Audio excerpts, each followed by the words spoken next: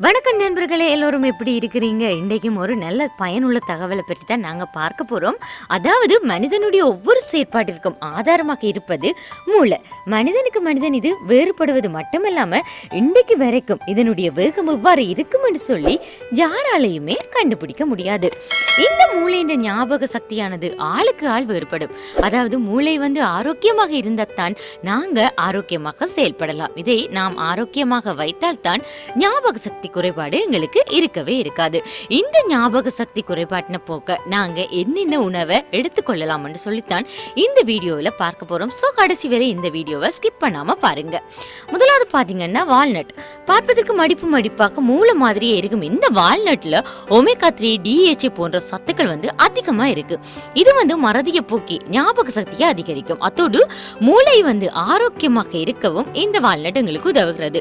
அத்தோடு அல்சைமர் போன்றவற்றை தடுக்கிற வால்நட் வளர்ற குழந்தைகளுக்கு மிகவும் நல்லது. அது மட்டும் இல்லையங்க, கருவில இருக்கிற குழந்தைகளுக்கு வால்நட் மிக மிக நல்லது.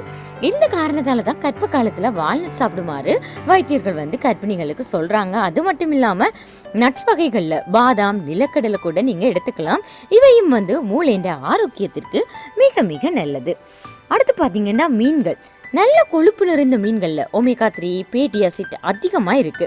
இது எங்களுடைய மூளைக்கு அவசியமான சத்து. ஒமேகா 3 மூளையில புதிய நரம்பு உருவாவதற்கும் மூளை சரியாக செயல்படுவதற்கும் ஞாபக சக்தி அதிகரிப்பதற்கும் உதவியா இருக்கு.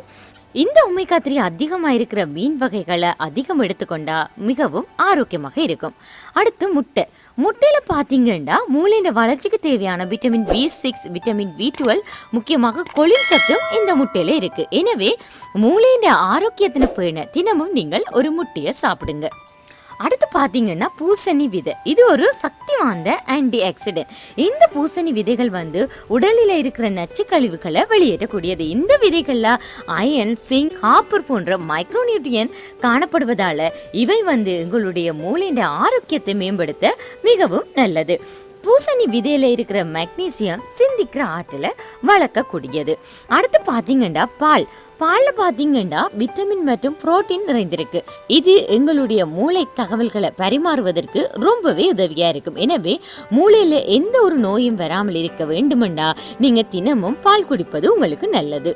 அடுத்து மஞ்சள் ஒரு கிருமி நாசினி மட்டுமல்லாம மூளைக்கு அவசியமான ஒரு பொருள். மஞ்சள்ல இருக்கக்கூடிய கொக்குமி ஞாபக சக்தியை அதிகரிக்கக்கூடியது. அது மட்டும் இல்லாம இந்த மஞ்சளை உட்கொள்ற போது இது மூளையில செரோட்டோனின் என்கிற கெமிக்கலை சுரப்பதால இது எங்களுக்கு ஒரு மகிழ்ச்சியை தரும். எனவே மறக்காம மஞ்சளை உணவுல நீங்க பயன்படுத்துங்க. அடுத்ததா ஒலிவ் ஆயில கூட நீங்க பயன்படுத்தலாம். இது எங்களுடைய ஞாபக சக்தியை அதிகரிக்கிற தன்மை கொண்டது. அது மட்டும் இல்லாம இதை எங்களுடைய உணவுல சமைத்து சாப்பிடும் போது இதயத்திற்கு நன்மை அளிப்பதோடு எங்களுடைய மூளையையும் பாதுகாக்கும் திறன் கொண்டது. என்ன நண்பர்களே, இன்றைக்கு நாங்க பார்த்தோம் ஞாபக சக்தியை அதிகரிக்க என்னென்ன உணவுகளை எடுத்துக்கொள்ளலாம் என்று சொல்லி நாங்க பார்த்தோம். இந்த வீடியோ உங்களுக்கு மிக மிக பயனை கொடுக்கும் என்று நம்புறேன். மீண்டும் ஒரு பயன் தரும் தகவலோடு உங்களை நான் சந்திக்கிறேன். நன்றி, வணக்கம்.